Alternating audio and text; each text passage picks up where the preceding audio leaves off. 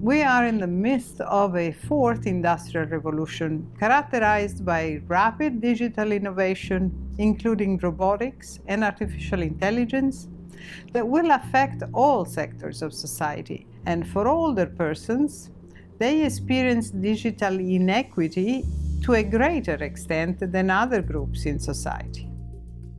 This trend has become even clearer during the COVID-19 pandemic.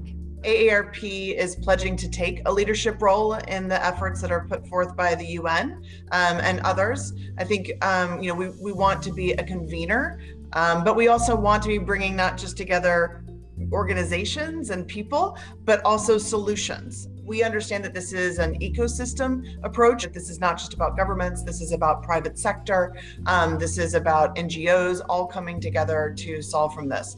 When we have this discussion on connectivity, how do we make sure it's an inclusive discussion? In many parts of the world, it might be that there is no infrastructure for connectivity in certain places. In others, it might be the infrastructure is there, but it's really expensive. About 40% of older Americans don't have broadband at their home, and the pandemic has led to a lot more people engaging in technology purchases and taking the plunge to go online, but we still have a long way to go. Society is not promoting the idea that you learn your whole life. This is not, education is not limited to younger people. It's not limited to one phase of life. Lifelong learning also means skills development, especially for the elderly, throughout the life cycle.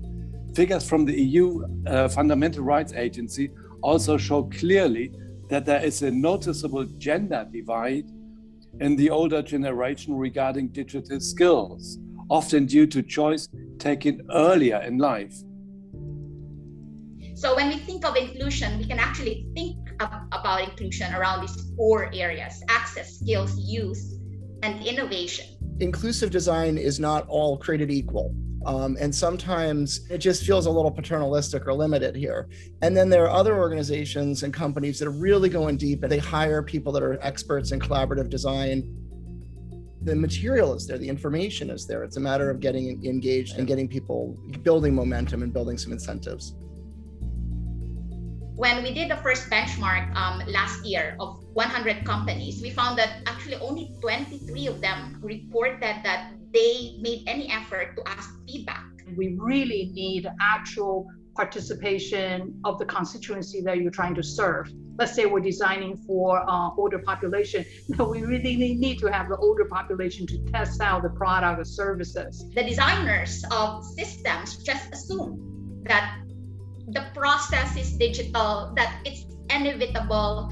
People do not have the option to be non-digital if they choose to do so, which many older persons might choose to do so. AARP has a really cool project right now called the Age Tech Collaborative that is bringing entrepreneurial startups together that are focused in the aging world, and also in the more, I think, established tech companies in working with older populations.